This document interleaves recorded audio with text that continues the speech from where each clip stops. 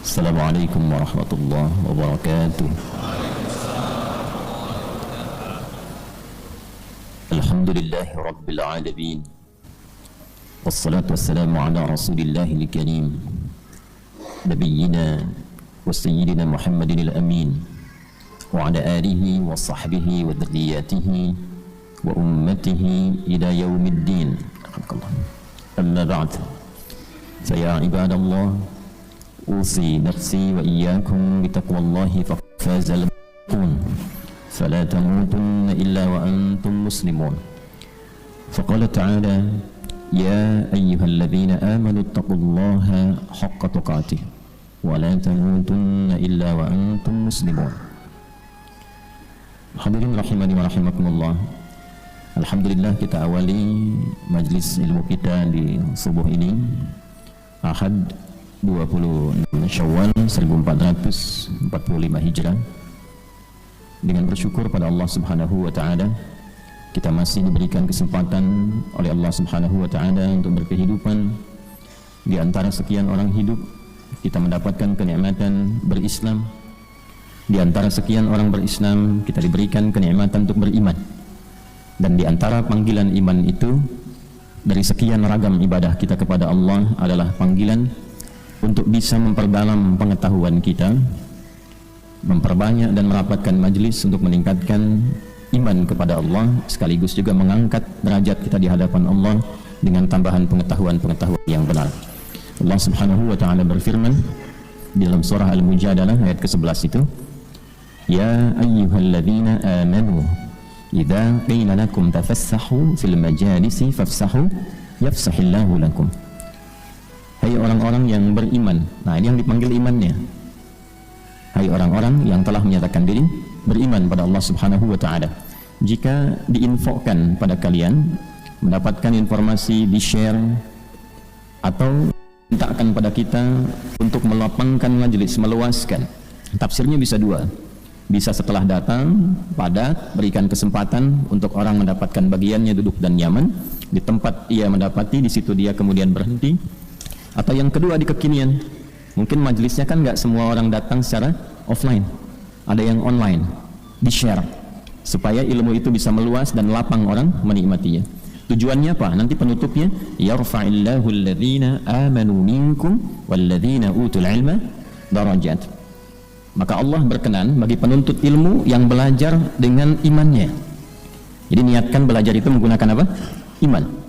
Nah, puncak iman itu mengerjakan segala hal karena Allah.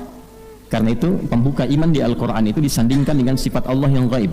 Alladzina yu'minuna bil ghaib wa yuqimunas shalah. Jadi puncak iman itu ketika semua apa yang kita kerjakan lillah, karena Allah. Kualitasnya disebut dengan ihsan.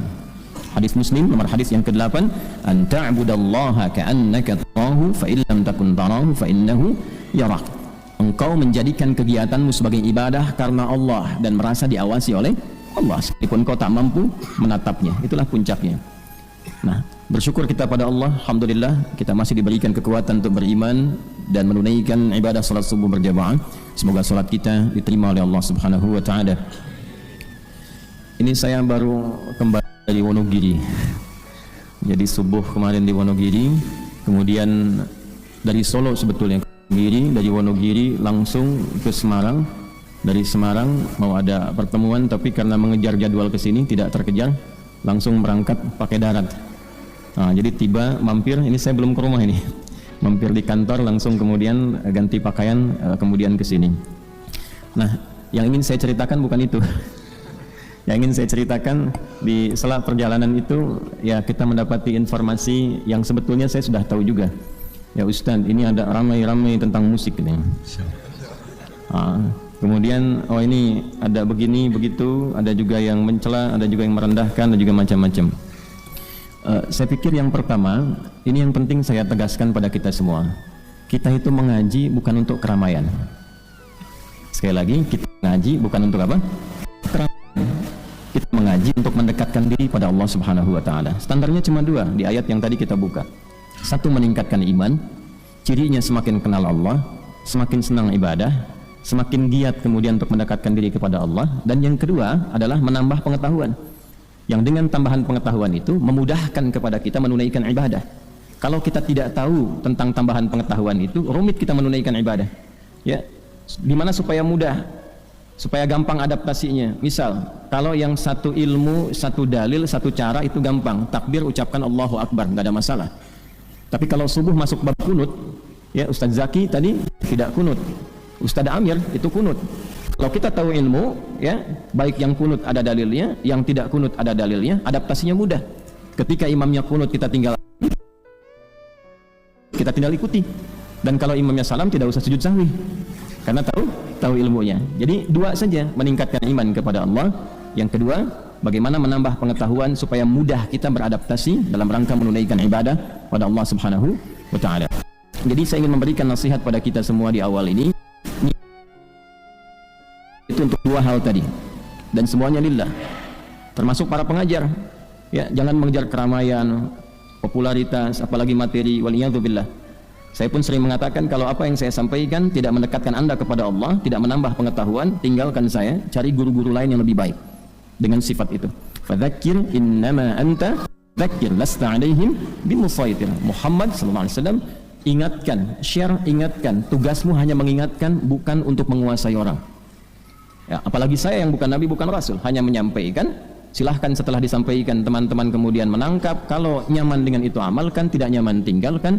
Dan jangan pernah ada kesan untuk menguasai jamaah, jangan pernah ada kesan untuk mencari dunia dan sebagainya. Wala tamnu tastakthir. Materi kali ini pun jangan sampai ditujukan untuk keramaian, apalagi kegaduhan. Itu tidak baik. Ya, biasanya kalau sudah gaduh, apapun yang disampaikan itu tidak akan bisa meresap ke dalam hati. Ujungnya nanti tidak akan terima dan saling berbantah, dan itu yang sangat dihindari. Ya, yang paling berbahaya nanti saling menuduh. Kalau bukan fitnah, ya ghibah nantinya, dua-duanya tidak baik. Karena itu materi sekarang pun diniatkan memperdalam pengetahuan sehingga bertambah pengetahuan itu, dan dengan tambahan pengetahuan itu kita bawa untuk mendekati Allah Subhanahu wa taala. Jadi jangan diartikan dalam konteks membantah supaya nanti video tidak dipotong, ini klarifikasi ini itu tidak. Kita hari ini ngaji, ya nggak ada urusan dengan yang lain-lain. Dan tidak usah marah, saya pun tidak marah. Saya tidak marah, ya tidak usah marah. Dicela itu biasa, tidak apa-apa. Nanti kan semua bertanggung jawab di hadapan Allah. Saat pulang kepada Allah dihisab, saat dihisab ditampakkan semua, dibuka hatinya, dilihat perbuatannya. Kan semua kembali, itu aja. Jadi tidak usah terlalu capek dengan itu semua. Nikmati apa yang ada saja. Ya. Bismillahirrahmanirrahim. Baik, saya bagi kepada 3 bagian. Satu, ini ada kronologis supaya diketahui dengan baik. Yang kedua, kita ada beberapa yang kita urai tentang pengertian musik, pengertian syair, surat Asy-Syu'ara, kan? Pemusik dan sebagainya, nanti kita urai. Nah, kemudian yang ketiga, kalau waktunya masih ada, kan kajian perdana ya Ustaz ya. Jadi sampai jam 12. Ya. Yang ketiga tentang hukum, hukumnya bagaimana dalam Al-Quran dan Sunnah. Ya, jadi kalau Allah, kalau Rasulnya seperti apa, dan jangan lupa memahami kalau Allah, kalau Rasul itu seperti apa, dan bagaimana cara memahaminya. Ya, itu 3 bagian yang kita coba akan hadirkan.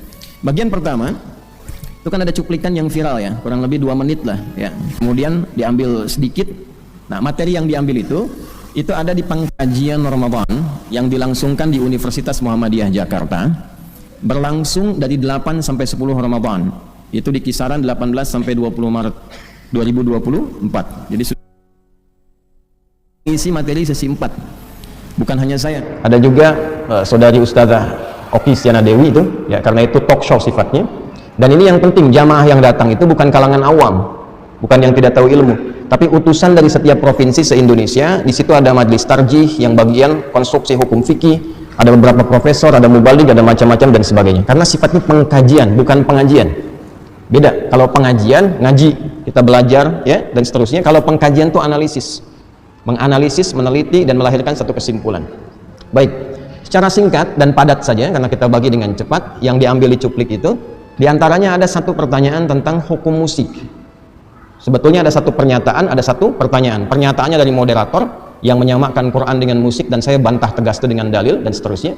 Yang kedua, yang ini yang penting, pertanyaan tentang musik, tentang hukum musik. Ya, nanti teman-teman bisa lihat tuh, klik aja di YouTube tuh gampang, pengkajian Ramadan UMJ. Ya, nanti keluar tuh, itu ada kurang lebih 2 jam di situ. Kemudian saya jawab dengan menyampaikan 2 hal. Pertama, ini standar kami. Saya menyampaikan sikap sebelum menyampaikan hukum. Sikap saya terhadap musik, karena saya ini senang Quran, cinta Quran, dan berharap menjadi bagian dari ahli Quran, maka posisi saya menjauhi musik karena saya tidak suka musik. Gelombang musik itu nggak sama dengan gelombang Quran. Itu poin saya. Itu sikap yang pertama saya sampaikan. Adapun terkait hukum, mesti jujur. Disampaikanlah bagaimana pandangan ulama tentang hukum itu. Walaupun kita punya sikap berbeda, hukum harus disampaikan. Antum mau kunut, boleh, tapi antum sampaikan dalil yang tidak kunut. Supaya nanti saat ada orang tidak kunut, antum mengerti. Anda tidak kunut, boleh, tapi ketika Anda tidak kunut pun harus disampaikan dalil yang kunut bagaimana, supaya tidak mencela ketika orang menunaikan kunut. Maka saya sampaikan kemudian pendapat-pendapat ulama terkait dengan hukum musik itu ada 3 aspek utama. Ada yang mengharamkan mutlak, ada yang menghalalkan mutlak, ada yang menghalalkan dengan catatan. Saya uraikan secara singkat karena waktunya terbatas. Yang mengharamkan ini dalilnya, ini turunannya. Yang membolehkan seperti ini, yang mutlak itu langsung saya tolak, ini abaikan saja. Yang membolehkan dengan catatan begini, begini, begini. Kemudian didialogkan, ya. Yang satu saya turunkan ini yang surat Luqman ayat 6. Kemudian sampailah pada titik surat Asy-Syu'ara. Saya sampaikan makna Asy-Syu'ara jamak dari kata syair, ya. Syair itu artinya begini dan sebagainya. Nah, yang dicuplik itu yang itunya aja tuh. Ya. Syair pemusik. Lalu disimpulkan dan dibuat sebuah framing. Ada surat musik di Quran, ustadz ini menghalalkan musik. Itulah yang terjadi. Nah, dan itu nanti bertanggung jawab di hadapan Allah Subhanahu wa Ta'ala. Kapan saya mengatakan saya menghalalkan musik? Dan sejak kapan saya mengatakan saya mengharamkan musik? Sikap saya jelas, saya menjauhi musik, saya tidak suka musik. Hanya pendapat ulama seperti ini. Jelas sampai sini? Nah, jadi kalau ada yang motong-motong, ada yang mencela dan sebagainya, itu semua bertanggung jawab di hadapan Allah. Dan tidak usah terlalu capek, jangan saling membantah, lelah nanti seperti itu. Habis waktunya, lupa anak belum mandi, ya, lupa kemudian kita harus menata yang lain-lain. Jelas sampai sini?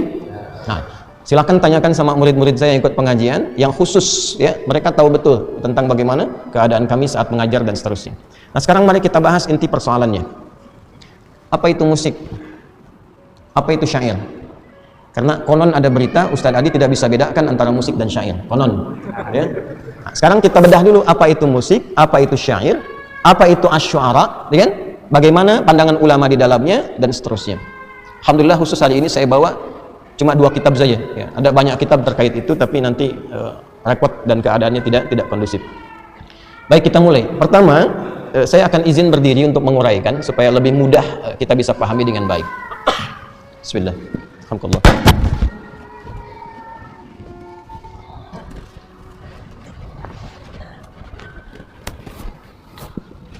Bismillah. Bisa terdengar jelas ya? Ibu-ibu di belakang kedengaran nggak? Tidak, tapi bisa jawab. Tidak kedengaran tapi bisa jawab, ya. Masya Allah. Yo, tapi ini kelihatan. Masya Allah. Belum saya tulis sudah kelihatan. Tidak kedengaran bisa jawab, belum ditulis sudah kelihatan. Bid'ah itu. Canda ya. Ini saya tulis musik di sini saja. Ini saya tulis syair. Nah, ya. Ini pakai bahasa Indonesia dulu untuk memudahkan. Kemudian yang bahasa Arabnya sini musiqa ini. Yang ini pakai alif lam asy-syair. Kalau syair nanti orangnya.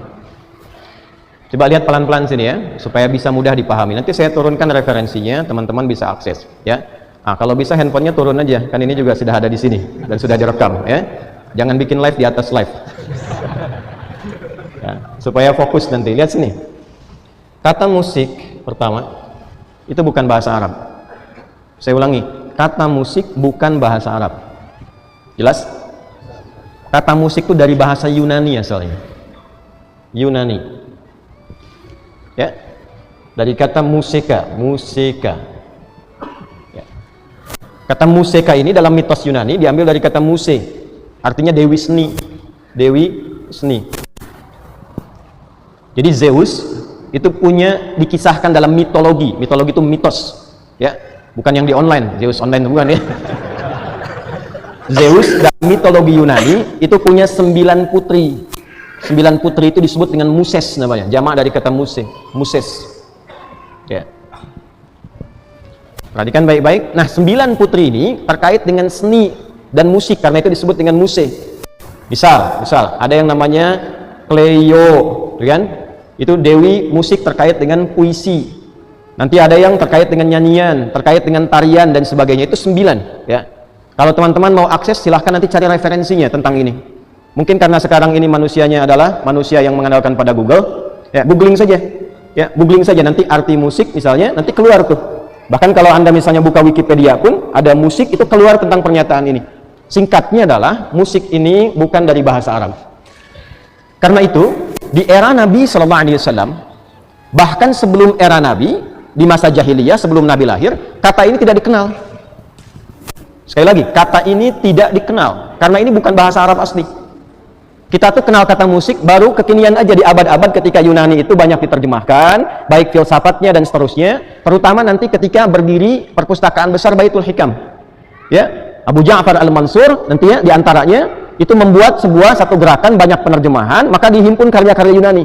Dari situ kemudian muncul istilah-istilah datang dan mu'arabah atau musta'arabah, diarabkan, viral di Arab. Jadi ke era Nabi, ke era sebelum Nabi ini nggak dikenal. Baru kekinian kemudian didapatkan di abad-abad jauh setelah itu baru muncul kata ini. Jelas di sini? Nah, sekarang padanannya apa dalam bahasa Arab? Kalau ini tidak ada. Padanannya apa? Bagaimana tahu hukum musik kalau katanya aja nggak ada? Silahkan cari kata musik dengan kata musik kok begini di Al-Qur'an, satu kata aja, cari. Kalau Anda dapat, saya kasih hadiah haji setiap tahun. Karena tahu saya tidak akan ada. Silahkan cari sampai kiamat kurang 2 menit. Ya, kurang 2 menit lah, 2 hari kan udah banyak tuh. Ya. Tidak akan ditemukan karena memang tidak ada kata ini dalam bahasa Arab di era itu, tidak ada, tidak ditemukan. Cari dalam hadis, nggak akan ketemu. Tidak akan ditemukan. Lalu apa padanan yang terkait dengan makna ini? Sehingga nanti dibawa ke dalam konstruksi hukum. Hukum musik apa? Untuk menjawab itu kan mesti tahu apa yang dimaksud dengan musik, apa turunan definisinya, bagaimana kegiatannya, apa yang senafas dengan itu, kiasnya kemana, analoginya kemana, mana istilah yang serupa dengan ini, mesti dicari. Kalau tidak ada, nggak mungkin kita simpulkan hukum. Cara berpikirnya kan begitu.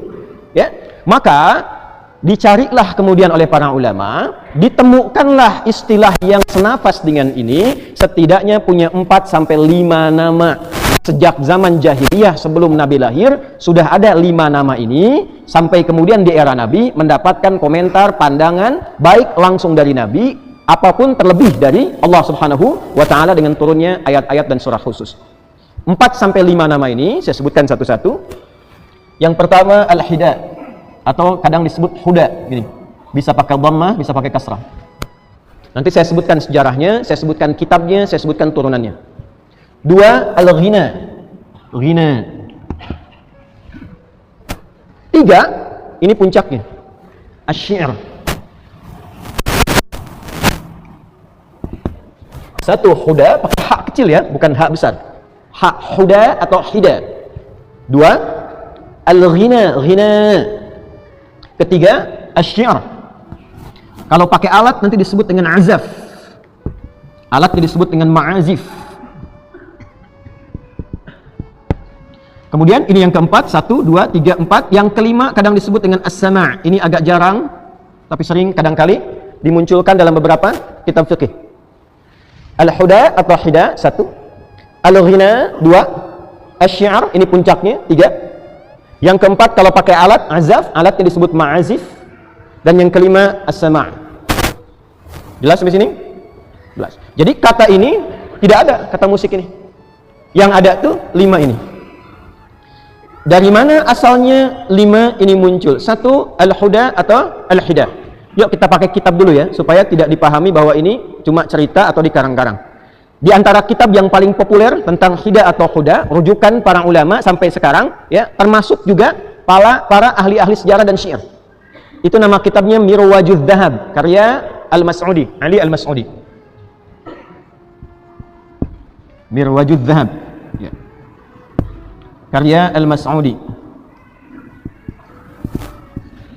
Kurang lebih 1850-an halaman. Saya ada kitabnya. Ya, dibagi pada 3 sampai 4 jilid. Yuk kita mulai ya.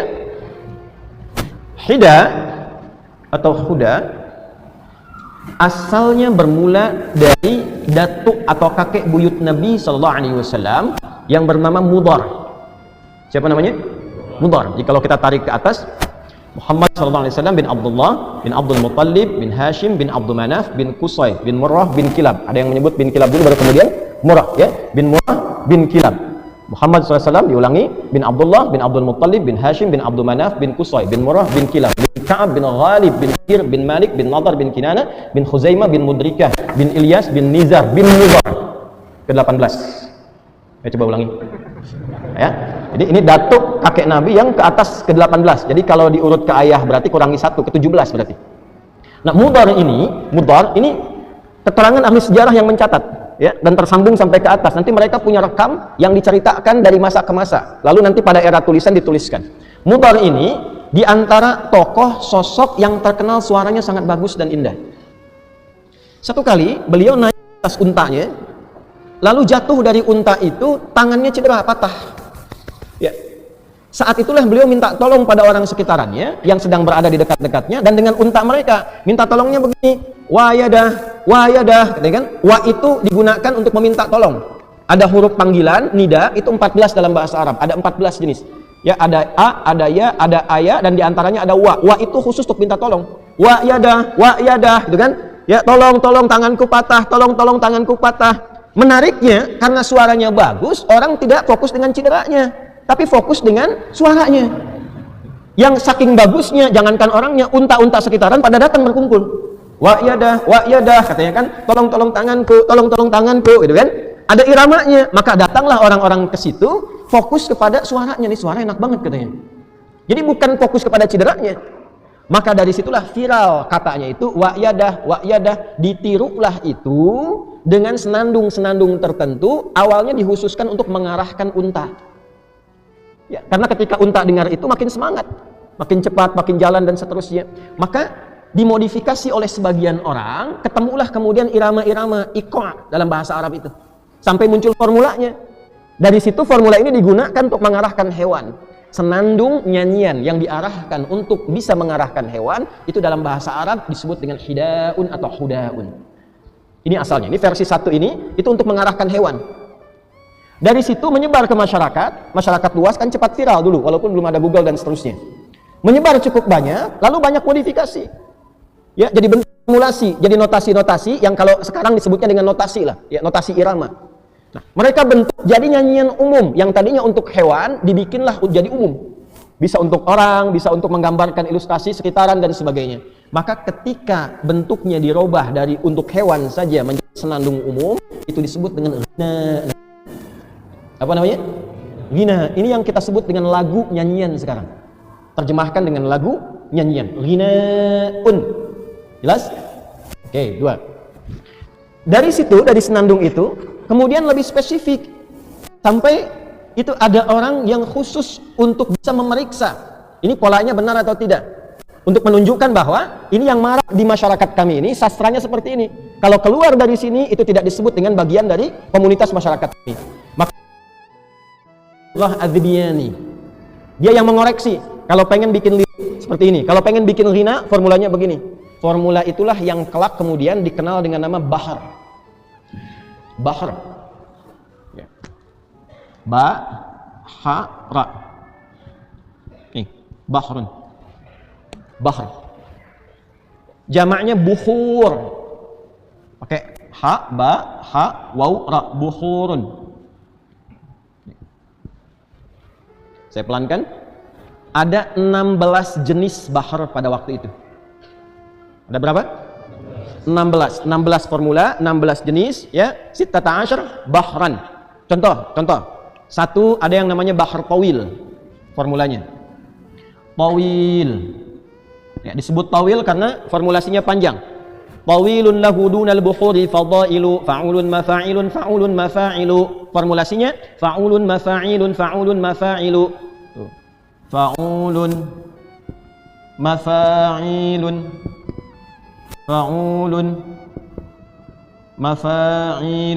Oh. Ini rumusnya.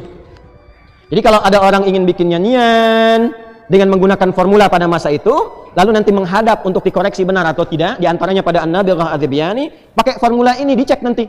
Fa'ulun mafa'ilu. Kifanabki min dzikra habibin wa manzili wa baina dakhuli fahawmali. Contohnya yang punyanya Imrul Qais misalnya. Kalau cocok, bagus, silakan lanjutkan. Satu baitnya dibikin, 2 bait dibikin, 3 bait dibikin. Kalau formulasi ini menggambarkan tentang 1, rasa, 2, pikiran, 3, informasi yang ada di sekitaran. Saya ingin mengungkapkan lagu dengan rasa yang saya sedang rasakan. Saya ingin menggambarkan ilustrasi situasi sekarang. Lihat Masjid Al-Azhar, langsung bikin lagu, langsung bikin lirik. Musik lagu yang ditampilkan untuk menggambarkan rasa, pikiran, dan ide, itu bahasa Arabnya disebut dengan syair. Ini. Jelas? Awas, hati-hati. Orangnya disebut syair. Syair. Jadi kalau teman-teman klik syair, ya, klik aja syair misalnya, kemudian musik, syair, musik begini. Maka definisi musik syair itu sekarang definisinya musiqa dzatu afkarin. Musik yang mengandung pikiran, mengandung ide, mengandung irama, mengandung rasa. Jadi tidak mungkin disebut syair kalau tidak ada musiknya. Jelas? Syarat musik itu masuk ke dalam syair, syarat disebut syair itu 5. 5 syaratnya. 1, afkar, ide. Ada pikirannya, ada renungannya, ada rasanya. Kedua, uslub, gaya bahasanya yang betul. Ini timbangannya. 3, fasohah, mesti fasih, nggak boleh ae, harus runtut. Kemudian yang selanjutnya khayal. 4, ada imajinasi. Sehingga ketika ada daya imajinasi, nggak langsung pada tujuan, itu lebih indah. Dan yang kelima, syarat yang kelimanya, musik ini. Yang kalau dalam bahasa dulu disebut dengan iqa', namanya iqa', ada irama-irama nada. Jadi tidak mungkin disebut dengan syair kalau tidak mengetahui irama, tidak mengetahui notasi yang dalam bahasa sekarang disebut dengan musik. Ya, jadi kalau teman-teman ini belajar sastra Arab, Al-Adabul Arabi, ilmu ini nanti dibahas di 2 cabang ilmu. 2 cabang ilmu ini, satu untuk membahas notasinya disebut dengan ilmu arud namanya. Arud. Tuh. Ini ilmu keempat tertinggi dalam bahasa Arab. 1 nahwu, kedua saraf, ketiga balaghah, ada 3 turunan, ma'ani, bayan, dan badi', dan yang keempat ilmu arud. Ilmu arud itu ilmu khusus untuk mengetahui dan membuat syair dengan notasi-notasi musiknya. Contoh, kita nggak pakai tawil, kita pakai rojas. Yang tadi diambil dari wayadah, wayadah, wayadah, keluarlah rumus mustaf'ilun, mustaf'ilun, mustaf'ilun, mustaf'ilun, mustaf'ilun, mustaf'ilun. Keluar dari sini baru dibikin liriknya yang sesuai dengan irama ini. Sautus safiril bulbuli hayyaja qalbi thamili alma'u wa zahru ma'a zahri lahdul muqali fa anta ya sayyidali wa sayyidi fakam tayyumuni ghazayilun uqayqali qataftuhu min wajnatin min fi'li hadha ar-rajuli faqala la la la la faqad ghada muharwili wa wal walat wali wali ya wailani faqultu la tuwalwili fabayyinu lu'lu'ani qalat tawhina kadha in harwa dhiddul muqali kahatan kaqaila li tabtabuli. Coba ulangi. Nah, itu contoh. Ya.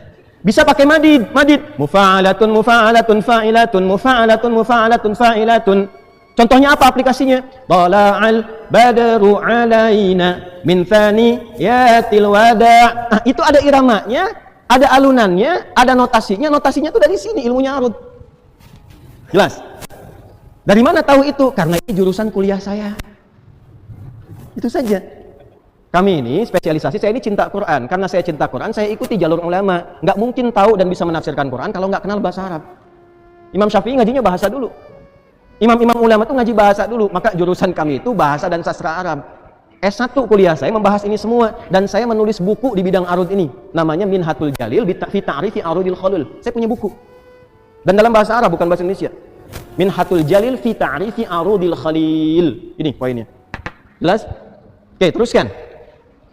Nanti dari sini, orang-orang yang ingin membuat syair, itu mesti menguasai 5 hal tadi. Afkar, ide, renungan, pikiran. 2, uslub, gaya bahasa, yang mengacu kepada ini. 3, fasahah, kefasihan. Yang keempat, khayal, imajinasi. Yang kelima, musik, iqah, irama, notasi. 5 ini dikumpulkan sejak sebelum zaman Nabi sudah ada dan sudah dilombakan.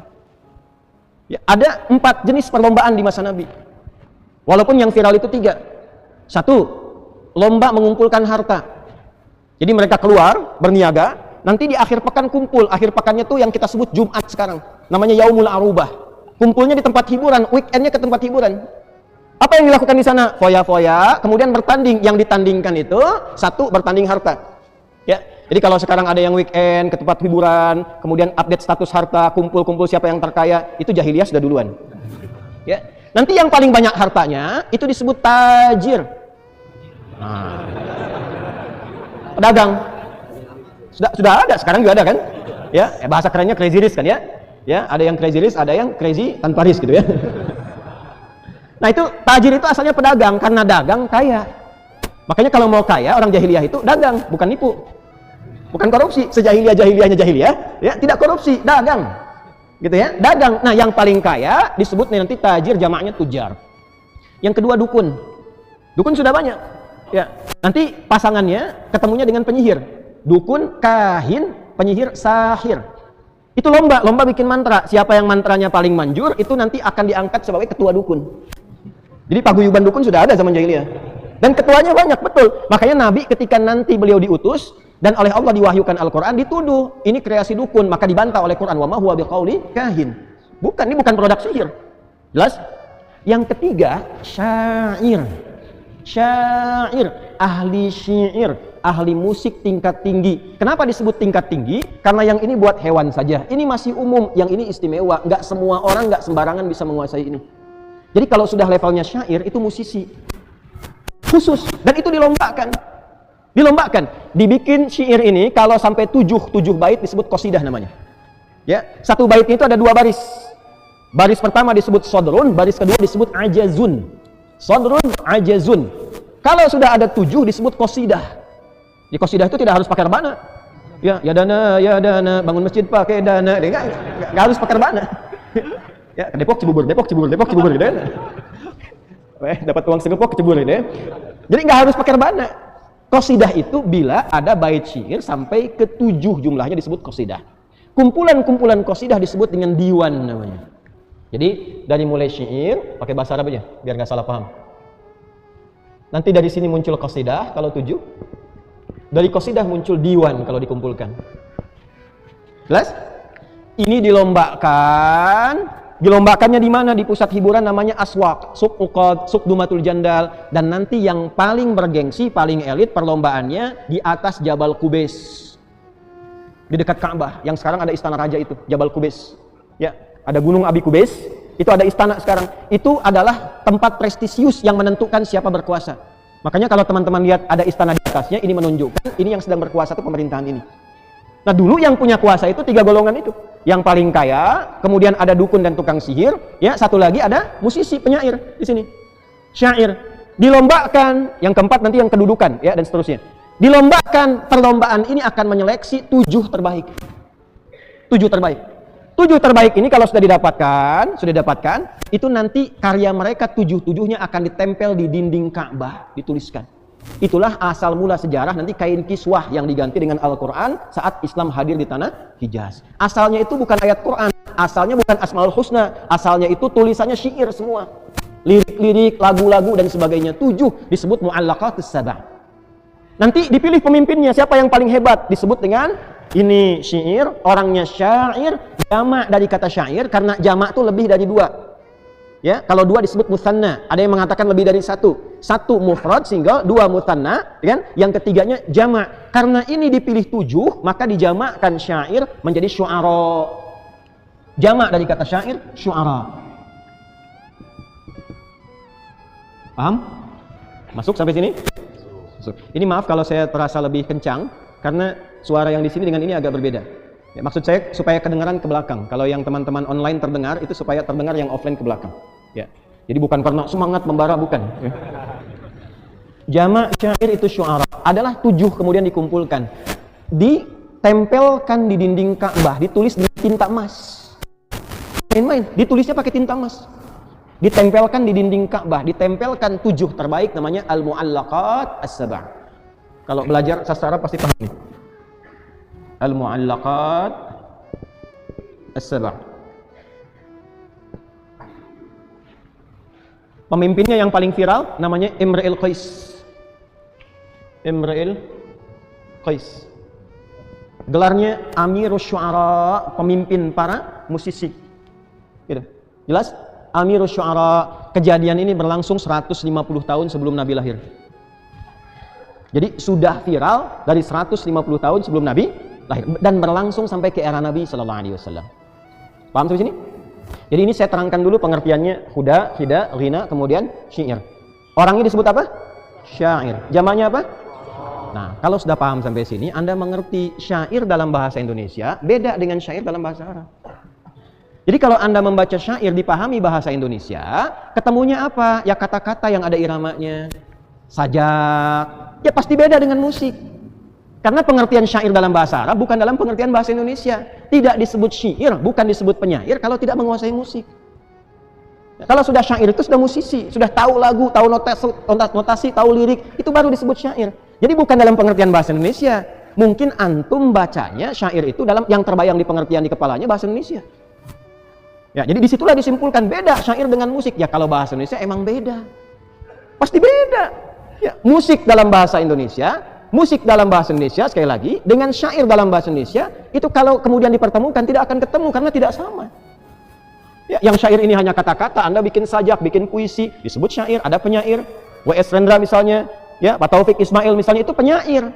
Dalam bahasa Indonesia, itu belum tentu jadi musisi. Tapi dalam bahasa Arab, disebut syair, itu sudah pasti musisi. Sudah pasti itu. Nah, artinya bukan saya yang tidak paham. Mungkin yang sana, ya menjawabnya begini, yang di sana melihatnya berbeda, gitu aja. Itu aja. Ya, kan tidak boleh kita menjelekkan orang. Ya, menyudutkan orang, menjatuhkan orang itu tidak boleh. Kita itu umat Nabi yang dilatih berprasangka baik. Karena di sana melihatnya dalam persepsi bahasa Indonesia, maka tidak ketemu. Jadi kalau ada yang mengatakan dari dulu orang Arab sampai sekarang misalnya, ya kata syair itu jelas maknanya, ya jelas tidak ada kaitan dengan musik, ini menandakan mungkin cara pandangnya berbeda, informasinya belum masuk. Belum masuk, nanti saya buka di akhir. Ya, saya buka pelan-pelan di akhir. Tapi di sini, maaf Bapak Ibu sekalian, saya juga belajar bahasa Indonesia. Dan saya punya koleksi KBBI, Kamus Besar Bahasa Indonesia di rumah. Ya, kita belajar sinekdok, pas prototo, totem proparte sampai ke sini. Pengertiannya ada. Apa yang disebut dengan syair itu nggak akan sama. Jadi kalau ada yang menyebutkan ini nggak bisa bedakan antara syair dengan musik, ya lalu berkomentar A, B, C dan seterusnya, ini menunjukkan boleh jadi syair yang dia pahami syair dalam bahasa Indonesia. Jelas? Bukan dalam pengertian bahasa Arab. Ya, saya nanti ungkap belakangan saja supaya tidak mengganggu jalannya taklim kita. Kalau ini sudah pakai alat, liriknya, notasinya, iramanya diiringi dengan alat, itu berubah menjadi azaf namanya. Ini ilmu nih. Alatnya disebut ma'azif. Ma'azif dari tunggalnya mi'zafah, jamaknya ma'azif. Kenapa dijamakan ma'azif? Karena ada 3 jenis alat yang digunakan mengiringi lirik, mengiringi lagu dan notasi. Apa 3 ini? 1, yang menggunakan tiupan, nai, seperti seruling, nai. Ya, bapak nai, bapak seruling. Ya, ada yang menggunakan petikan, 2, dipetik. Itu ud namanya, bukan ud yang minyak wangi, yang petikan. Pernah lihat yang petikan klasik dari Arab yang senarnya cuma 3 atau 2 itu? Nah itulah ud. Ya. Kemudian dikembangkan menjadi autar atau diserap ke dalam bahasa kita gitar, dari bahasa Inggris gitar. Ya, jelas? Ini yang petikan. Lalu selanjutnya ada yang ditabuh, dipukul. Nah ini yang viral, yang banyak digunakan. Ya, kalau yang ini biasanya tidak banyak, ya didapatkan dari wilayah-wilayah Persia dan seterusnya. Kalau di lingkup Arab yang masa jahiliyah sampai ke era Nabi, yang paling banyak itu ini yang ketiga. Walaupun ini ada, ini dikomentari, yang ketiga itu lebih banyak. Yang dipukul, ditabuh, namanya duf atau dufuf. Ya, jamaknya dufuf. Nah, dufuf inilah yang disebut rebana. Dufuf ini yang disebut rebana. Jadi rebana itu bukan qasidah. Kalau qasidah itu lagunya, liriknya, iramanya, notasinya itu qasidah. Gabungan dari 7 bait, ya 7 bait syair. Kalau alatnya disebut dengan dufuf. Kalau kendang, sekarang kan ada rampak kendang macam-macam dan sebagainya. Itu zaman dulu sudah ada, namanya tobel, podlun, po, ba, lam. Nah, paham? Jadi alat-alat ini disebut apa namanya? Ma'azif. Jelas? Kalau orang bernyanyi, berlagu, berdendang, menggunakan alat-alat ini, walaupun yang dilagukan itu lirik-lirik syair, dia tidak disebut syair, disebutnya azif. Nih. Jelas? Apa disebutnya?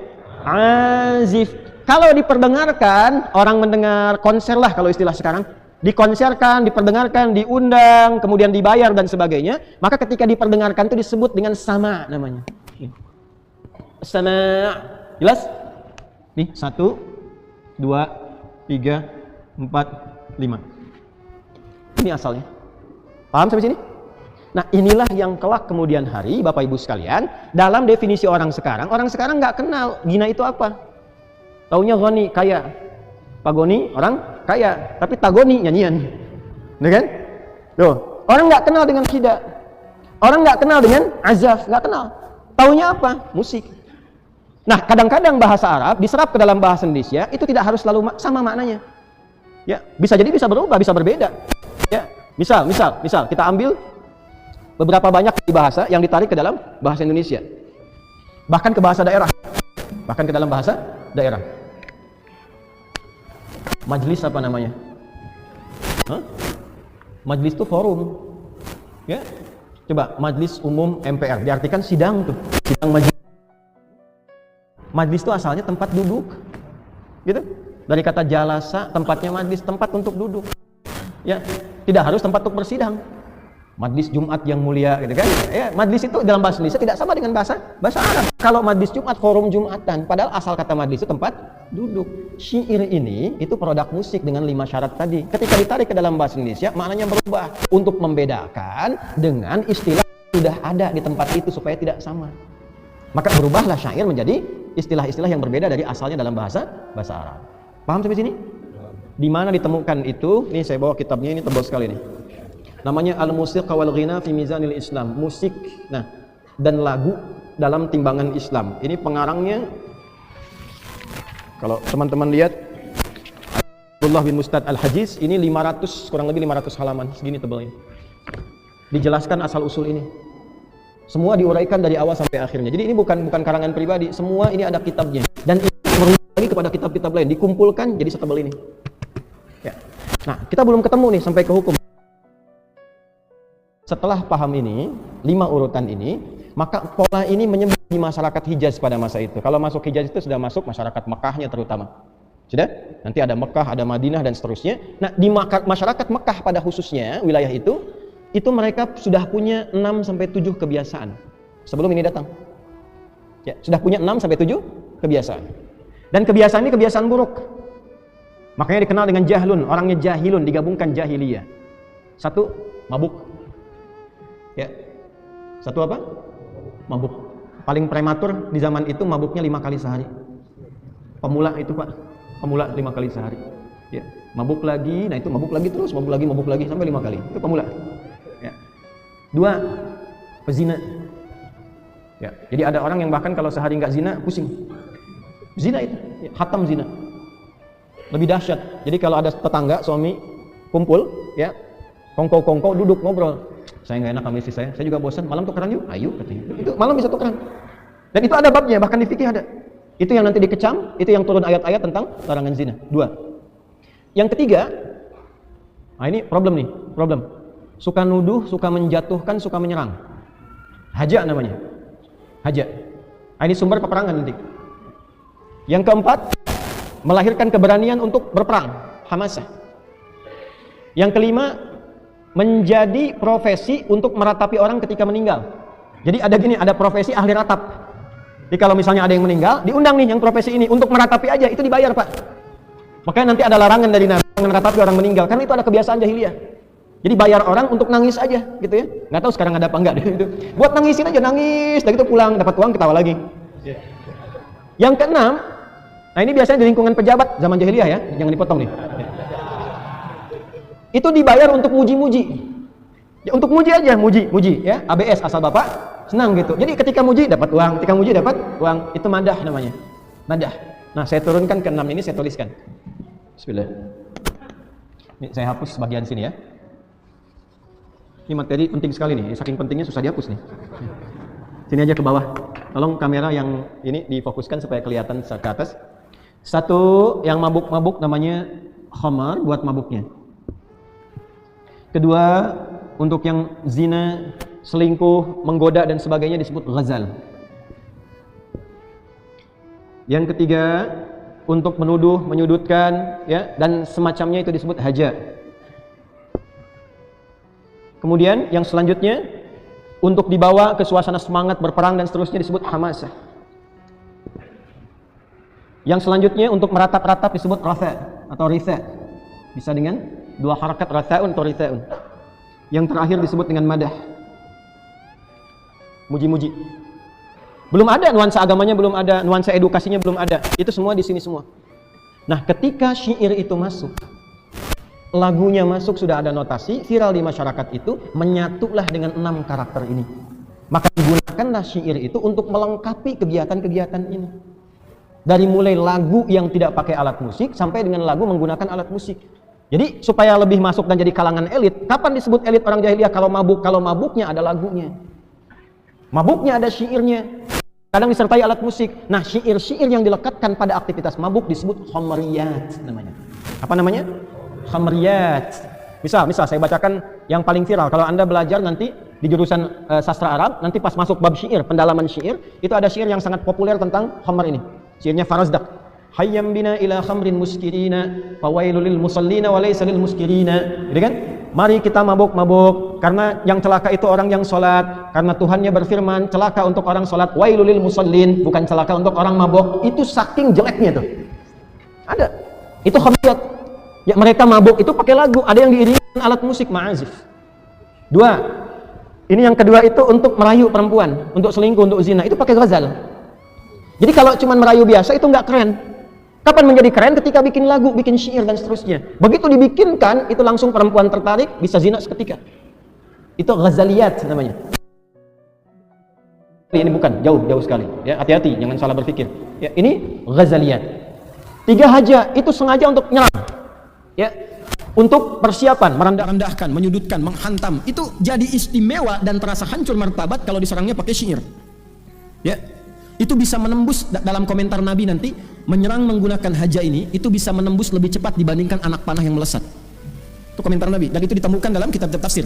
Ya, nanti saya berikan referensinya. Kemudian ini hamasah.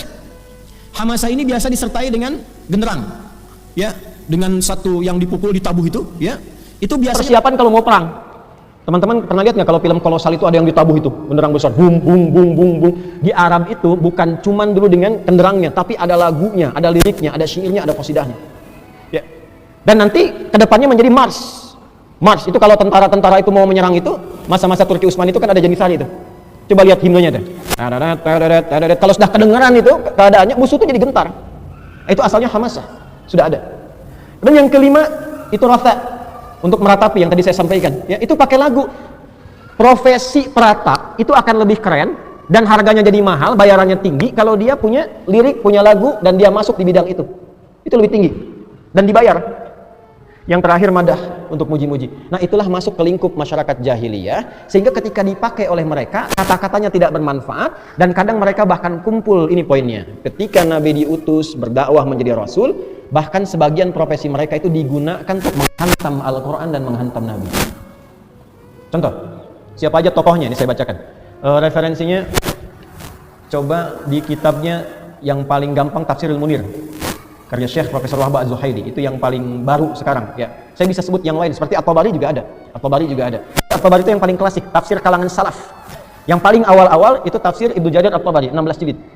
Ya, itu tafsir kedua setelah Tanwirul Mikbasnya Ibnu Abbas. Kalau Ibnu Abbas itu tafsirnya singkat-singkat, jelaskan kata. Nanti metode ini ditiru oleh yang tafsirnya Jalalain. Kalau At-Tabari setelah itu agak panjang, menyampaikannya Quran, hadis, riwayat. Itu 16 jilid. Metodenya di copy paste oleh Imam Ibnu Katsir dalam tafsirnya Al-Quranul Azim. 16 dijadikan 2 sampai 3 jilid. Lalu kemudian ulama kontemporer menghimpun itu semua, digabungkan jadi informasi. Contohnya yang Tafsirul Munir tadi, juz 9. Ya, saya sampaikan karena saya sudah baca. Contoh tokohnya siapa saja? 1, An-Nadhr bin Al-Harith yang hidup di zaman Nabi terus sampai nanti mencela dan sebagainya. Ya. 1, An-Nadhr bin Al-Harith. 2,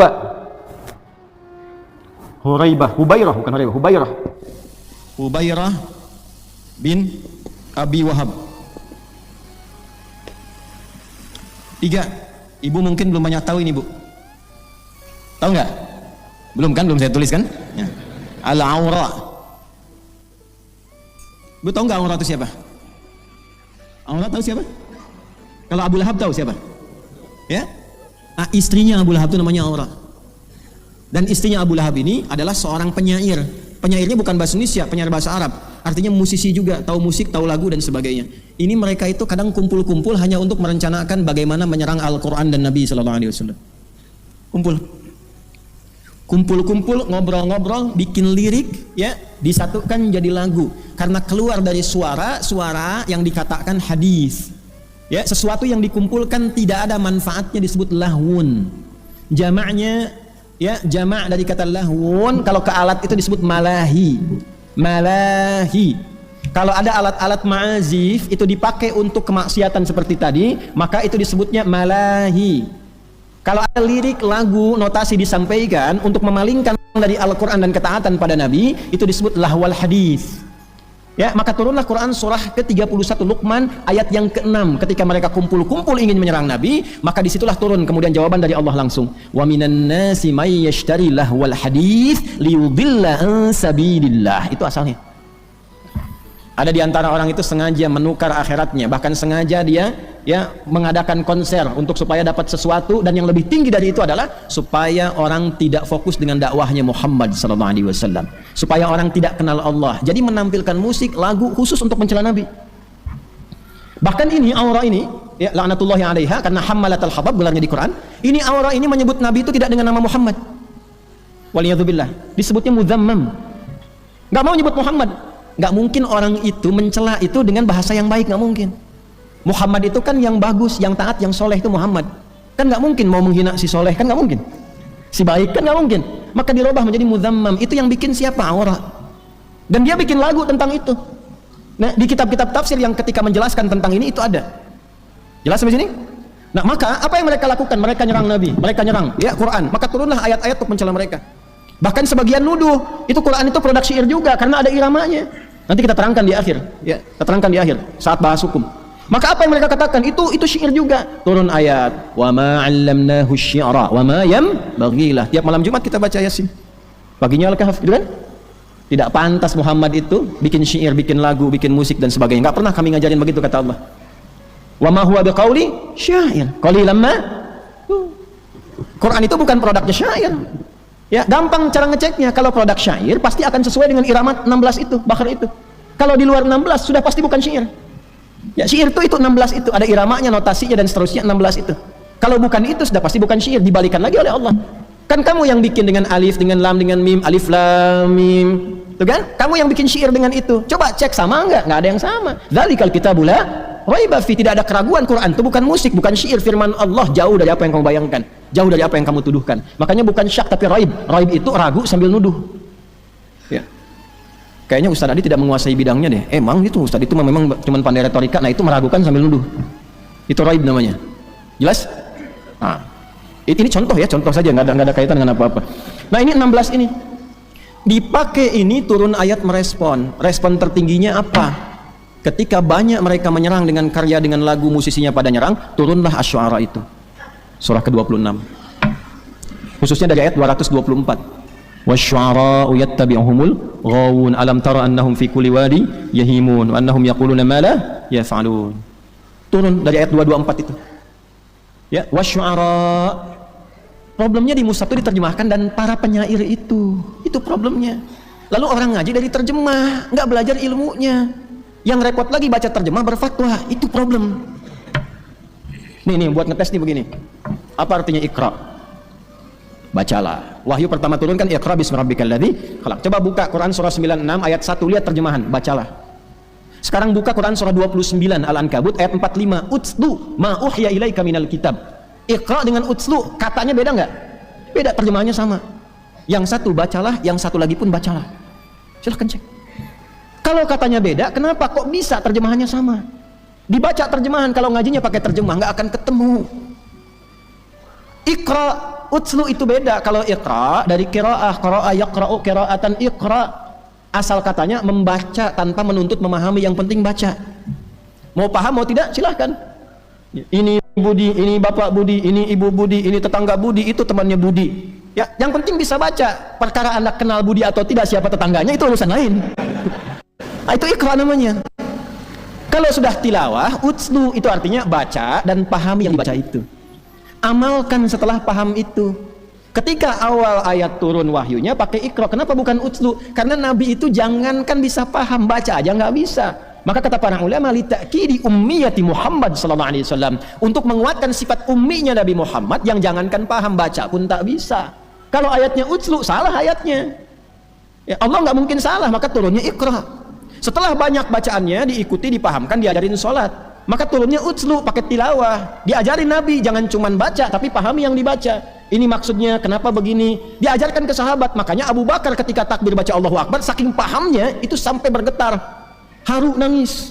Baru takbir, karena pakai tilawah. Nah, umumnya sekarang baru pakai qiraah, takbir nangis juga, karena tahu imamnya Ustadz Zaki panjang nih bacaannya. Nah, ngajinya kayak begitu. Contoh lain, Al-Baqarah pembuka. Alif Lam Mim. Lanjut. Dzalikal kitabul la hudal.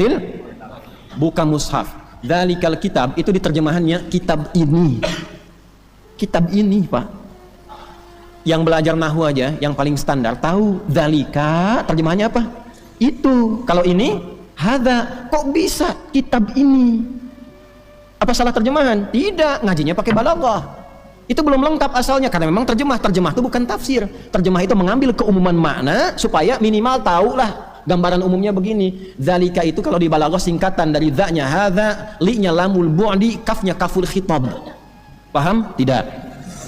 Hadza artinya ini, li lamul bu'di jauh, ka kaful khitab kamu. Saat Quran diturunkan, mereka menuduh Nabi, ini produknya Muhammad, ini karyanya Muhammad, ini produk budaya, ini produk syair. Jawaban dari Allah turun, dzalikal kitab, kitab ini li jauh ka dari apa yang kamu bayangkan.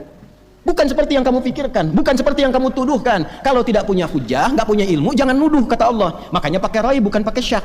Syak itu ragu saja, nggak ada tuduhnya, 50-50. Kalau sudah nuduh dan ragu, pakai raib. La raiba fi, sudah nggak punya hujah, nuduh, itu raib. Orang sekarang tidak tahu raib. Taunya apa? Syak saja, maka ditambah sangka, nuduh sambil nyangka. Maka syak plus nyangka jadi syak wasangka. Tuh. Pernah dengar itu? Nah, itulah ngaji. Itulah ngaji. Jadi kalau kita lihat Asy-Syu'ara diterjemahkan, di terjemahan penyair, yang terbayang ilmunya ilmu bahasa Indonesia. Terjemahannya ya penyair, tapi orang yang belajar itu ngerti. Oh, penyair itu orang yang tahu syair. Syair itu ada lagunya, notasinya, dan seterusnya. Nah, itu gambarannya. Maka tidak salah kalau diterjemahkan musisi dalam bahasa kekinian supaya orang paham. Tidak pernah para ulama sampai sekarang menyebutkan itu surat musik. Ya, memang nggak akan pernah, Joni. Ya. Karena ulama dulu itu sudah paham, ya syu'ara, penyair, ya pemusik. Untuk apa lagi dijelaskan? Karena mereka paham. Yang belum paham itu kita. Makanya saya pahamkan. Begitu, Cepi. Cepi itu cepat pikirkan, bukan orang. Cepat pikirkan. Nah, kita ngajinya pakai ilmu. Ya, jadi kalau sudah paham mengerti seperti itu, jelas paham. Ya, mengapa ini muncul seperti ini syair begini dan sebagainya? Ya tadi melihatnya persepsi berbeda. Karena ternyata yang motong video saya itu bukan dari pelajaran, yang belajarnya itu dari latar belakang agama. Itu alumni teknik industri. Ini saya punya skripsinya. Alumni UII masuk di UII. Ya, kemudian 27 Februari 2007 itu sidang skripsi. Ini jurusan teknik industri masih ada nih, tugas akhirnya di saya. Tulis catatannya. Lalu pulang ke daerahnya, saya nggak usah sebut, jadi PNS. Itu di PNS, ayahnya kan juga suka ngajar, suka berkhutbah, ikut-ikut khutbah dan sebagainya. Lalu umrah 2010 pulang, dapat tugas belajar ke Saudi, ya, di King Saud University. Nah, di King Saud ini bukan jurusan agama, engineering juga. Jadi nggak semua yang ke Saudi misalnya, atau yang ke UIA atau ke Libya misalnya saja belajar agama, belum tentu. Ya, teman saya dulu ada, ya, alumni pertama pesantren saya itu ke Saudi, di kampus yang sama jurusannya pertanian dan perkebunan. Pulang ke Garut, ke daerahnya ke Garut, diminta ngajar tafsir, cerita ke saya. Maka saya jelaskannya tafsir kurma Ustaz, katanya. Tapi ngambil kitab ya kan, karena masyarakat nggak bisa taunya bahasa Arab, jelaskan tafsir kurma kan dekat ke Nabi gitu. Ya diambil kitabnya pakai bahasa Arab, penjelasannya teknik berkebun. Jadi masalah gitu. Ya kan, ini problemnya. Kalau menghafal Quran sampai hafal, alhamdulillah. Kita pun murid-murid banyak, ini murid saya ini bersanad semua. Maaf Bapak Ibu sekalian, murid kami yang khusus yang belajar, itu belajar hadis pun pakai sanad. Nggak bisa begini, innamal a'malu binniyat, nggak bisa. Dari siapa terima, kita mana, dari siapa, sampai ke Nabi. Itu belajarnya. Nah, sekarang kita menyampaikan ini, kemudian di soal yang nyoal kita alumni teknik industri, kan nggak nyambung. Ini kan problem. Tapi kan jadi ustadz. Nah, itulah hasilnya gitu. Ini masalah. Saya itu membahas bukan karena ini siapa, kasihan masyarakat tuh, terutama yang hijrah, pengen belajar, ketemunya yang begini, kan jadi masalah gitu. Bagi saya nggak ngaruh. Saya itu tidak terlalu, maaf ya, tidak terlalu berkepentingan. Anda mau datang mau tidak nggak ada masalah. Ada orang nggak ada masalah. Ada satu orang yang ngaji cuma anak saya, alhamdulillah nggak ada masalah. Ya, antum kalaupun mau ngaji dengan siapapun silakan. Kan saya sering rekomendasikan, ngaji dengan si fulan, ngaji dengan si fulan. Di Al-Azhar ada siapa aja, ikuti. Jangan lihat siapa, ambil kalau baiknya ada, ambil. Mendekatkan pada Allah, pada Rasul, ambil. Kalau tidak sepakat jangan mencela. Ini pun jangan dicela. Nggak boleh begitu. Dan saya tidak tersinggung kok, nggak apa-apa. Ya, kan hisabnya di hadapan Allah nanti saat kembali. Ada yang menyebut Adi Hidayat dicoret mukanya Yahudi. Wah, ini Ruwaibidah dan sebagainya. Nggak apa-apa. Nanti saat kembali pada Allah, masing-masing dibuktikan. Ya, biasa saja. Justru kita itu kalau dicela itu berarti sesuai fitrah. Fitrahnya kan begitu, pasti dicela kan? Allah dicela, malaikat dicela, Rasul dicela, ulama dicela. Adi Hidayat itu siapa gitu? Masa nggak mau dicela? Ya kan? Paham nggak sampai situ? Nah, jadi tapi kita tidak boleh mencela. Antum pun jangan mencela, nggak boleh. Ya, jangan menjatuhkan orang, nggak boleh. Ustadz itu jangan dicela. Mungkin ada kelebihannya, ada baiknya, ada segmennya yang bisa belajar dekat dengan Allah di situ. Itu yang terbaik itu begitu. Paham sampai sini? Saya pernah mengatakan kalau Anda belajar dengan saya dan ilmunya hanya digunakan mencela orang lain, saya tidak mengakui Anda sebagai murid. Betapapun orang itu mencela saya, biarkan saja. Nanti saat kembali pada Allah ada hisabnya masing-masing. Ya, saya bukan pengagum hukum positif dalam arti begini, jangan dipotong lagi nih. Pasti. Dalam arti sedikit-sedikit perkara akan tidak, bukan. Kecuali kalau udah masalah Quran, masalah Allah, masalah Rasul baru saya turun. Kalau cuma hidayat ngapain?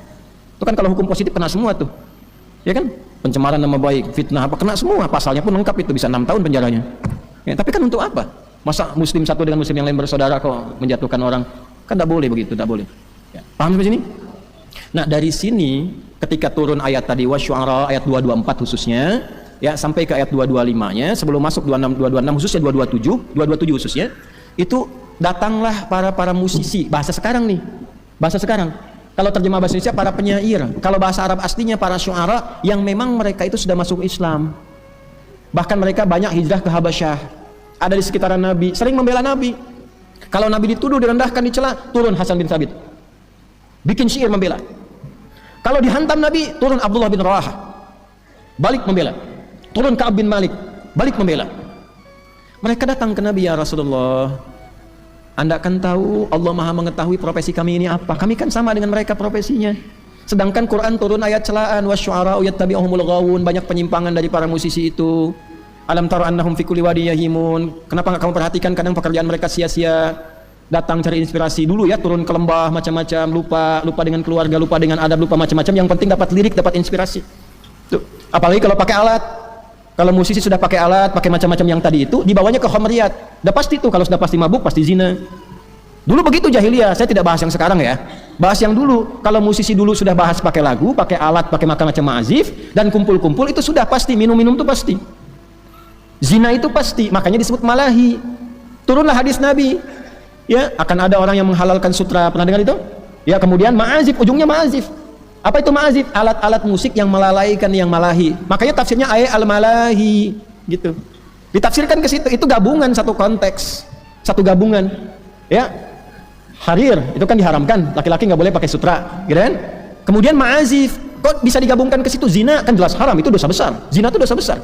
Kok bisa Nabi menyampaikan akan ada yang menghalalkan zinanya halal, ya kan? Kemudian apalagi pakai sutranya halal. Kemudian ma'azif, alat-alat musik nyanyian digabungkan, itu wawunya tafrik atau ma'iyah? Tanya dulu tuh. Kalau tafrik bedakan satu-satu, ketika dibedakan hukumnya beda. Kok bisa dosa yang ini disamakan dengan zina? Zina itu kan kabair. Sedangkan musik, ulama yang mengharamkan pun itu haramnya haram shaghair. Kok bisa digabungkan? Maka ulama menyimpulkan disatukan nih, maksudnya nyatu. Apa maksudnya nyatu itu? Kalau orang sudah datang ke satu tempat yang di situ ada alat-alatnya sambil berkumpul perempuan dan sebagainya, pakai pakaiannya bagus, mabuk-mabuk, kumpullah tiga itu. Ya kalau sekarang maaf ke diskotik tuh, yang nyanyi-nyanyi lagu-lagu dan sebagainya, kumpul semua kan? Pakaiannya kan nggak mungkin pakai pakaian baju koko begini. Ya pakaiannya pasti aneh-aneh. Datang ke situ pakaian perlente, gitu kan? Lalu lenga-lenga macam-macam lah gitu ya. Musik kan ada kan? Udah itu kan zina. Benar nggak hadisnya? Benar, dan marak sekarang itu maksudnya. Saya belum bicara sanad loh. Ini di Al-Bukhari, betul. Antum ngaji sampai tamat nggak sanadnya? Itu mu'allaq atau musannad? Begitu cara ngajinya, ternyata mu'allaq. Mu'allaq itu ada rawi yang terputus, nggak nyambung. Ibnu Hajar menyambungkan itu, mencari 15 rawi, tetap tidak ketemu satu. Nah saya sampai situ ngajinya. Di kitab mana ditemukan nih kitab ini nih? Fiqhul ghina wal musik fi dhawil Quran was sunnah. Fikih lagu dan musik dalam timbangan Quran dan sunnah, lengkap di sini disampaikan. Cuma mau baca nggak? 222 halaman lebih sampai dalilnya. Nah maka ketika situasi ini ada, Nabi mengatakan haram, ini haram. Yang tadi sahabat-sahabat Nabi itu ngeluh, gimana kami statusnya ya Rasulullah? Muncullah ayat 227, illal ladzina amanu. kecuali para musisi yang beriman. Musisi itu bahasa sekarang yang saya sampaikan. Kecuali yang beriman, beramal soleh, wadzakarullah, ingat Allah, wantasara min ba'di madzulimu, menolong agama dan sebagainya. Itu dibenarkan oleh Quran yang bilang Allah bukan Adi Hidayat. Gitu. Maka di copy paste jadi nasyid-nasyid. Wantasaru itu siapa di antara mereka yang hamasah, yang membela Nabi dalam parade perang, ada defile itu. Defile itu ada lagunya, ada iramanya, ada himne. Lagu kebangsaan itu, siapa yang berani bilang lagu kebangsaan bid'ah haram itu? Ayo coba. Coba bisa nggak berfatwa? Indonesia Raya haram hukumnya. Ayo bicara coba. Berani ya? Konsisten dong. Ayo. Kopassus punya himne tuh. Himne komando. Sikap dan tegap, waspada dan wibawa. Saya bimbing Kopassus loh, gini-gini juga. Coba bilang haram. Ya, gimana menempatkan itu? Gimana menempatkannya? Maka ulama melihat. Lalu hadisnya bagaimana? Ini di halaman 61 62 diruntut di sini sahabat-sahabat Nabi mana yang bahkan sering mendengarkan lagu itu. Jenis lagunya apa? Diruntut. Oh, pernah dipakai saat pesta pernikahan, bahkan rebana dipukul. Oh, ini pernah ada, bahkan ada beberapa sahabat yang ada orang budak sedang main gitar itu lalu melakukan, didengarkan oleh dia. Sampai yang satu komen, ya, dijawab apa? Lihat dulu, sampaikan dikasihnya begini. Ini lengkap di sini dialogkan. Dengan kitab-kitabnya, sumbernya di mana dan sebagainya. Lebih daripada 70 orang yang fiqh di sini menyebutkan. Tapi yang mana? Yang haram juga ada. Yang bolehnya seperti apa? Supaya apa dijelaskan ini? Supaya ngerti, jangan sampai terjebak pada yang haram. Jangankan yang pakai alat, yang tidak pakai alat pun kalau memalingkan dari ketaatan pada Allah, haram hukumnya. Antum tahu ada di masa sahabat orang munafik itu baca Quran dihukumi haram oleh ulama. Bahkan Quran. Kenapa? Karena dia saking bencinya dengan Nabi Muhammad, pura-pura masuk Islam, dia munafik, dan Anda bayangkan dia hafal dari Al-Quran dan jadi imam. Jadi imam, hafal Quran loh. Dan yang dia baca selalu surat Abasa. Abasa itu kan pelurusan Allah kepada Nabi dengan sifat maksumnya. Abasa wa tawalla, engkau bermuka masam sampai berpaling. Anja'ahul a'ma, sampai orang-orang yang datang matanya tidak melihat, engkau abaikan. Ya, itu bukan celahnya Nabi, bukan. Nabi itu melihat fokus dakwah secara fikih. Lalu Allah jaga dengan sifat maksumnya, semua harus dirangkul. Tapi orang munafik ini memahami ini ayat celaan terhadap Nabi. Maka apa yang terjadi? Dia baca itu terus, ya, niatnya apa? Untuk menjatuhkan Nabi. Umar tuh sudah gregetan, selesai saya bunuh nih orang, katanya. Umar. Dan itu viral, ada di kalangan, di buku-buku ini ada, dibahas. Kalau kita ngaji sampai situ kita tahu tuh, oh ini maksudnya ini. Kenapa disebut malahi? Malahi itu dari kata lahun, yang melalaikan. Paham sampai sini? Ya, jadi ini hati-hati kalau yang musisi, jangan sampai terjebak di sini. Orang lupa dengan Allah, bikin lirik mencela, bahkan mencela Quran, mencela Islam, itu haram. Atau isi ini nih, Ghazaliyat, zina, cinta. Itu pasti haram, nggak usah ditanya lagi tuh. Pasti haram. Maaf ya, yang nyanyi maaf tuh, dikoreksi, lirik koreksi. Ya. Tapi kalau kita bawa ke orang-orang yang melestarikan sifat halalnya tadi, apalagi di komunitas, memang komunitas itu komunitas musik. Eropa, Amerika, macam-macam. Saya punya teman saya mufti di Kanada. Mufti di Kanada, salah satunya. Ya, namanya Profesor Ahmad Slimi, keturunan Maroko. Itu cerita sama saya, Syekh Adi, Masya Allah. Ya, saat Justin Bieber macam-macam nyanyi dan sebagainya, ini anak muda tuh banyak tergerak dan sebagainya. Tapi ketika Maher Zain, macam-macam, bikin lirik, bikin ini, bikin lagu, mengenalkan Nabi, mengenalkan sholawat, tidak sedikit yang tersentuh dengan Islam. Bingungkan hukumnya? Masuk Islam karena musik. Apakah disebut Islam? Mungkin, sisi yang mana nih, yang mana? Nah gini, kalau haram mutlak, ini saya menerangkan hukum ya, bukan pro sana sini, bukan. Kalau hukumnya haram mutlak, sekarang tanya statusnya, bagaimana dengan yang di zaman Nabi, ada yang nyanyian bahkan pakai rebana, sebagian pakai alat, itu saat pernikahan, dilakukan, dinyanyikan, dan Nabi katakan, komentar Nabi, biarkan, ini kan hari rayanya. Teman-teman yang mengharamkan mutlak mengatakan, kecuali dalam kondisi itu. Ingat loh, haram mutlak itu kalau ada kecuali, sifatnya darurat. Itu haram mutlak dalam fikih itu. Contoh gini, maaf ya, apa hukumnya daging babi? Haram dikonsumsi, haram, kecuali tuh. Dalam apa? Dalam terdesak, situasi nggak ada makanan dan sebagainya, yang cuma ada daging babi. Untuk mempertahankan hidup karena darurat, boleh dimakan, bukan untuk menikmati. Makan enak juga ya, nggak boleh. Ya, dosa hukumnya makan untuk menjaga ketahanan hidup sambil nyari makanan yang halal. Begitu dapat yang halal, tinggalkan yang haram, itulah darurat. Nah sekarang dihukumi haram mutlak, gak boleh semuanya kecuali dalam pernikahan, berarti darurat. Sejak kapan ada hukum nikah darurat? Maaf, darurat nih, sedang apa? Nikah. Berarti antum nikahnya harus sementara tuh, pulang dari sini pisah semua tuh. Nah itulah konsekuensi hukum. Nah ngajinya mesti sampai ke situ. Kalau nggak sampai situ nanti berat kita. Tapi kalaupun antum ingin mempertahankan diri, bisa menjaga supaya dekat dengan Allah, kalau bukan musisi, bukan pemusik, sudah konsisten, mendingan baca Quran. Itu aja kesimpulannya. Makanya kalau saya sikapnya, saya menjauhi itu, karena saya di Quran apalagi, nggak nyambung. Ya, tapi bukan berarti kita hukumi begitu, karena ada teman-teman kita juga yang di dunianya itu. Maka kita terangkan, kamu jangan masuk ke sini, nanti jatuhnya haram. Kalau masih ingin di situ, ada di situ, ini batasannya yang diperkenankan. Dalilnya apa? Ini, kitabnya apa? Ini. Dulu siapa sanadnya? Ke sini, silahkan baca. Tapi kalau kamu tidak di situ, ya nggak harus masuk ke situ. Enakan baca Quran, ya, hafalkan Quran. Silakan lihat, tanya murid-murid saya menghafal Quran. Pasti doktrin pertama saya, jauhi musik. Kalau sedang baca Quran, menghafal Quran dan sebagainya, supaya tidak terganggu gelombangnya. Fokus. Ya, kalau sudah tahu, sudah paham, sudah itu, ya silahkan. Teman-teman misalnya mau arahkan nazamnya ke pendidikan, jangan salah loh. Yang dulu syair ini sifatnya khamriyat sampai 6 ini, itu yang tadinya malahi melalaikan oleh ulama, diambil notasinya, diganti arudnya menjadi arud ta'limi untuk pendidikan. Contoh, notasi yang sama mustaf'ilun, dulu dipakai mabok, sekarang dipakai belajar alfiyah, kaidah bahasa Arab. Itu rumusnya sama. Ya.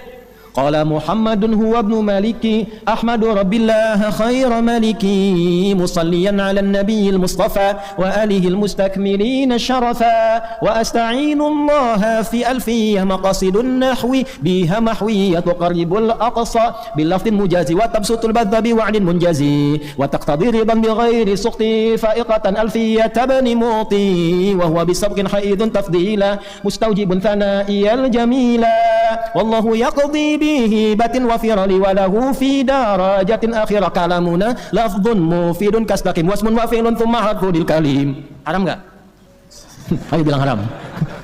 Itu kan lagu. Pesantren-pesantren kita kalau lararan itu saking nggak ada kendang pakai galon.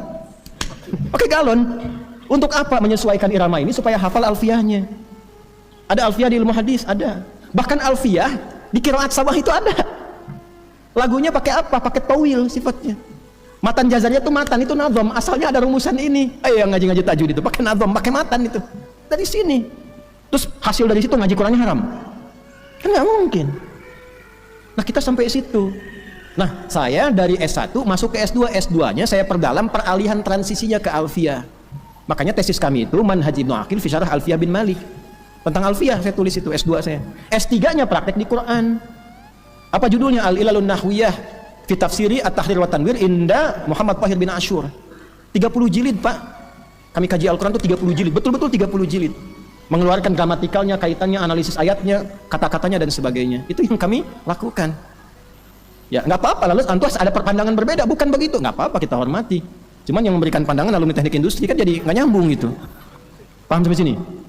Nah, itu gambarannya. Jadi sampai di sini Anda paham sikap saya terhadap musik itu seperti itu. Tapi kalau hukum kita jelaskan supaya mengerti. Dari situlah kemudian menyebar Islam meluas sampai ke Persia dan sebagainya. Notasinya berganti. Dari arud dikeluarkan notasi. Ya, ad-durul mufassalah. Durul mufassalah itu mutiara yang tersambung. Lalu kalau kata-katanya dikeluarkan jadi huruf da, dal, ro, mim, fa, sod, lam, sin, dal. Dikeluarkan jadi melodi do, re, mi, fa, sol, la, si, do. Itu asalnya. Dibawa ke daerah ke Sunda itu ada daminatilada, ada pupuh, ada mas kumambang, ada macam-macam. Budak petik bisa ngapung, babakung ngapung na peting, nah dan sebagainya itu ya kan ada kan itu ya? Ya, itu bapak doblang wawalaran dan seterusnya itu kan ada itu di situ itu pupuh namanya. Daminatilada, natinamida latina, ada tuh. Saya itu riset, Pak, untuk menghukum itu saya riset di sini apa, sini apa. Sampai nanti kemudian dipakainya di apa? Ketika orang Islamnya jauh dari Quran, ini masalahnya. Ngajinya turun, kesunahnya turun, sehingga lemah, kalah, kemudian orang-orang Islamnya dibawa peradaban ke barat, oleh barat dikembalikan lagi ke sini. Ini yang jadi problem sekarang. Dulu dipakai ngaji, sekarang dibalikin lagi. Ketika jadi notasi, dibentuk notasi yang dikembangkan lagi. C D F G A B C G A B C D F Is G D F Is G A B Cis D A B Cis D F Is Gis A F Is Gis A B Cis Dis E B Cis Dis F Is Gis Ais B Is Gis Ais B Cis Dis Ais Bis Cis Ais Bis Gis Ais Bis Cis. Muncul kunci A mayor, A minor, kunci F, kunci G, kunci linggis, kunci tang dan sebagainya, saya nggak paham itu. Ya, bam bam bam bam itu asalnya ke situ, balik lagi ke sini. Digabungkan alat itu, ketemunya di mana? Konser, organ tunggal macam-macam, biduannya joget-joget nggak karuan, ya jelas haram. Jadi jangan antum potong seakan-akan Ustadz ini mengatakan ada surat musik dan terkesan menghalalkan musik dengan itu. Itu dipertanggungjawabkan di akhirat tuh. Dipertanggungjawabkan. Ya itu jelas haram. Paham ya? Nah, Quran bukan musik. Quran bukan musik. Kalau ada yang mengatakan Quran itu salah fatal. Karena itu jangan Quran dibawa dengan lagu-lagu dan irama musik. Kalau sudah ini notasi musik jangan dibawa ke situ. Makanya si Aiman Suwedi itu koreksi betul tuh waktu ada salah satu peserta itu menggunakan banyak lagu. Oleh beliau koreksi, Quran diturunkan bukan untuk didengar nyanyian. Quran diturunkan supaya dihayati maknanya, dipedomani, diamalkan dalam hidup. Karena itu irama Quran nggak bisa disebut irama musik, karena irama musik itu sudah ada formulasinya. Irama Quran itu nggak ada dengan musik.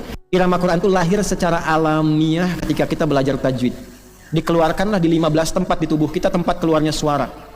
Dari 29 huruf keluar di 15 tempat ini disebut makhraj, jamannya makharij. Makharijul huruf dengan semua gayanya. Dari sini dari bawah A dengan H keluar tanpa sekat. A bukan E. Disalah kalau ngaji. A'udzubillahi minasyaitonirrajim. Itu salah. A bukan E. A. Ya, jadi kalaupun bagus tapi salah panas telinga kita itu. Ya, ha nggak ada sekat. Masuk ke sini halak itu dibagi lagi nanti adna, yang sini ada pertengahan, ada yang ujung aqsal halak, yang di tengah-tengah ada ha dengan a, ha huda, ha di sini huda petunjuk, huda nyanyian buat unta. Ya, huda lil muttaqin pakai ha bukan hu. Huda lil muttaqin petunjuk untuk orang takwa, huda lil muttaqin orang takwa naik unta dinyanyiin. Salah. Bukan arad, alamin. Di sini alamin semesta alam, alamin orang-orang sakit. Fatal. Alhamdulillahi rabbil alamin. Segala pujian hanya milik Allah penguasa semua alam. Alhamdulillahi rabbil di luar Quran alamin. Segala puji bagi Allah Tuhannya orang-orang sakit. Salah.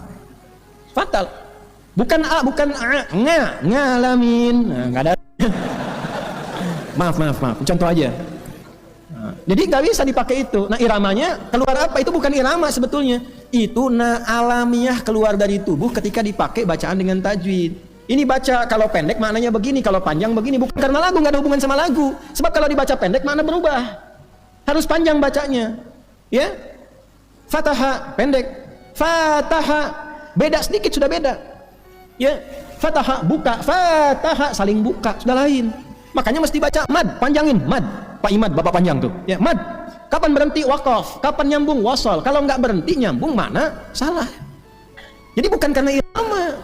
Makanya definisinya at-tajwidu lughatan al-ityanu bil jayyidi wastilahan ilmun yurafu bi haqqu mustaqim nasifati wal mududi wa ghairi dzalika katarqiqi wa tafwi wa nahwihima katarqiqi wa tafhimi wa nahwihima ghayatu ilmi at-tajwidi ghayatu bulughun nihayati fi itqani lafdhil qur'ani alamat qiyam min al-hadratin nabawiyyati afsahiyati wa qila ghayatuhu sawnul lisani 'anil khata'i billahi ta'ala. Kan begitu di Hidayatul Mustafid fi ilmi tajwid itu. Tujuan kita baca Quran mendapatkan ridha Allah, lisannya dijaga, bacakan huruf sesuai dengan tempatnya, sesuai dengan sifatnya sehingga sesuai karakternya. Kapan tipis, kapan tebal, bukan karena irama. Makanya Quran nggak bisa dibacakan dengan lagu-lagu irama yang sudah khusus di bidang-bidang musik, nggak bisa. Nggak usah aneh-aneh. Misal nih, Madid Tala'al badru alaina. Itu dari zaman Nabi sampai sekarang nggak ada imam-imam ahli qiraat baca Quran pakai irama itu. Coba aja sini Abduha pakai irama itu. Wadduha wal-laili idza saja. Bubar jemaah. Apa saya silakan. Ntar kalau udah ada yang nyeleneh begitu yang lain ngikut. Ya, peralisan sana ngikut tuh. Irama Al-Fatihah pakai irama Manuk Dadali. Iyyaka na'budu wa iyyaka nasta'in. Bubar. Dan hilang. Sama aja hilang. Ya, makanya enggak usah aneh-aneh, enggak usah langgam Jawa, langgam Sunda, enggak usah aneh-aneh.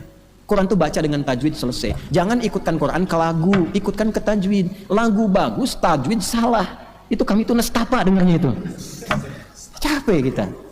Ya, orang tua kita dulu tuh sederhana, dari mulai ngajinya pakai bacaan-bacaan qiraati misalnya turunannya itu kan jelas tuh, baca sampai saking bisa pengen ngaji tuh pakai lampu semprong. Yang kayak semprong lampu gitu kan. Ya. A fata a fa fata fa lam domalu lu apa lu ini macam-macam kan. Ya, balas sama yang sana lagi. Ba fata ba fa fata fa lam domalu lu bapak lu kan. Lagi tuh ngajinya tuh nggak aneh-aneh, lagu ini lagu itu dia ngaji aja pakai tajwid, kerasa tuh enak ke hatinya itu. Ya, jelas sampai sini. Nah itu yang saya maksudkan. Setelah ini terserah. Ya, saya tidak menyukai perdebatan, kegaduhan macam-macam. Karena gini, kalau orang sudah gaduh, dijelaskan pun tidak akan terima. Sudah bid'ah aja katanya. Jadi ada seorang psikolog tuh William James namanya, mengatakan begini, kalau orang datang menerangkan yang baru dan dalam, dan orang belum terbiasa, dia akan menolak. Dia katakan nggak benar itu. Setelah datang bawa dalil, nanti lain lagi. Oh nggak juga, ya nanti setelah diterangkan secara detail nanti lain lagi. Memang seperti itu kok biasanya, gitu. Tapi tetap tidak mau terima. Jadi makanya kita ngaji tidak harus dengar persepsi orang dan jangan jatuhkan orang. Nggak usah celah orang. Yang penting paham hukum. Nanti sikapnya bagaimana masing-masing memilih, kan tidak boleh memaksa. Fadzakir innama anta lasta alaihim. Tapi kita punya sikap, saya sampaikan pada Anda, kalau Anda nggak ada di dunia musik, nggak usah masuk ke situ. Baca Quran, baca hadis, ngaji. Tapi kalau Anda jadi musisi, lihat batasan-batasan, jangan terjerumus pada yang salah. Paham sampai sini? Nah, alhamdulillah. Jadi itu yang teman-teman bisa kami bahas dan saya bertanggung jawabkan. Ya, karena ada kitab, ada semua, ada ayat, ada hadis, ada macam-macam. Ya, nanti saya tunjukkan deh. Ya pada teman-teman nanti aja, nggak usah sekarang kan tidak boleh mendahului takdir dan sebagainya. Itu teman-teman tahu. Ya nanti kalau saya sudah ada di tempatnya, saya kabari teman-teman semua. Tapi kata kuncinya begini. Konferensi ahli Quran sedunia berkumpul membahas tema dan sebagainya. Kumpulnya di satu tempat, saya nggak perlu sebutkan. Dan yang diundang cuma ahli Quran. Saya terpilih mewakili Indonesia di WA langsung. Kan nggak mungkin manhaj rusak dipilih untuk datang ke situ. Mustahil. Nih Ustaz Hunaif ini di Al-Azhar. Saya ini diundang Syekh Al-Azhar, karpet merah ditungguin datang. Kan nggak mungkin kalau akidahnya menyimpang kita datang diundang Syekh Al-Azhar. Ya. Nggak percaya tanya aja ke sana. Tanya kedutaan Mesir dan seterusnya. Jadi ya untuk apa? Tapi kan nggak perlu bicara-bicara begitu, untuk apa gitu. Kita ngajar bukan untuk begitu. Nggak ada kebanggaan. Yang bangga itu kalau Allah ridho. Takut kalau kita itu nggak diridhoi Allah, itu aja. Makanya Ustadz tolong, ini Ustadz Unaif ini beliau ini lulusan Al-Azhar. Ilmunya banyak, yang perlu diviralkan yang begini. Kasih fokus itu. Ya nanti ngajar di channel-channel kita itu supaya orang tahu. Oh ini ilmunya ada, jalurnya begini dan sebagainya. Yang perlu diviralkan tuh dari daerah-daerah ulama-ulama kita kan banyak itu. Ada Gus Qayyum, Gus Baha, macam-macam yang lain, itu harus banyak dikasih panggung supaya banyak tercerahkan gitu. Kok ngaji kok jadi pandai, yang ramainya malah saling menghujat. Ngaji apa dapatnya? Coba antum ngaji, setelah itu kok pandainya pandai mencela, pandai menilai, pandai mencaci. Itu antum dapat apa? Lalu Anda katakan ngaji kami Quran dan Sunnah. Di mana Quran mengajarkan begitu? Di mana Sunnah mengajarkan begitu? Kan musibah itu.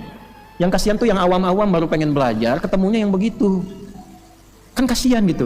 Saya tuh nggak pernah kenal Bapak Ibu sekalian, nggak tahu. Bayangkan, nggak kenal, nggak pernah ketemu, tiba-tiba mengatakan Ustadz itu bermasalah manhajnya. Ketemu aja nggak pernah. Ya, lalu ada yang mengatakan saya pernah ngaji dengan beliau tahun sekian. Setelah saya tahu penyimpangannya saya tinggalkan. Ya silahkan aja kalau mau ditinggalkan, nggak ada masalah. Tapi ketika Anda menilai, itu yang dipertanggungjawabkan. Saya tidak menuntut Anda untuk datang. Ya, kalau mau ngaji dengan siapapun, alhamdulillah sepanjang bisa dekat dengan Allah. Tapi ketika Anda menuduh, tanggung jawab di hadapan Allah. Dan saya nggak pusing, nggak saya pikirkan. Kenapa saya bahas ini? Bukan karena tuduhan-tuduhan macam-macam. Karena teman-teman minta penjelasan hukum lengkap, saya bahas sekarang. Karena Anda aja. Bukan karena menjawab tuduhan. Jadi nggak ada hubungan. Klarifikasi. Nanti bentar-bentar ada konten-konten pemburuk konten nih. Klarifikasi Ustaz tadi. Potong lagi nih. Bentar lagi nih ada pemburuk konten nih. Ya, itu ngajinya bukan pakai ngaji kitab, itu ngajinya YouTube. Ya, bukan sorok. Taba ya tubuh YouTubean. Ya, fasbaka yu Facebookan. Instagram yang Instagraman gitu ya. Udah nanti lama-lama malah setannya banyak datang, kita malah teralihkan pada sesuatu yang tidak baik. Istighfar, salawat pada Nabi perbanyak. Ya astaghfirullahaladzim, la ilaha illa huwal hayyul qayyum wa natubu ilaih.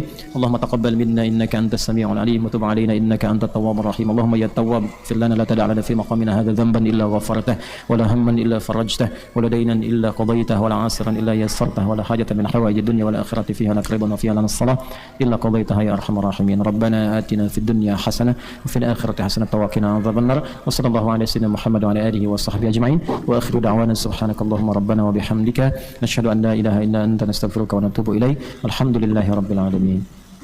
Demikian yang dapat saya sampaikan. Saya kira topik ini selesai dan tidak boleh larut dalam kegaduhan, itu satu. Yang kedua, saya tidak tertarik untuk mengomentari apapun selain kita belajar, mengkaji dan mengaji. Dan selebihnya semoga kita dilindungi Allah Subhanahu wa taala. Assalamualaikum warahmatullahi wabarakatuh.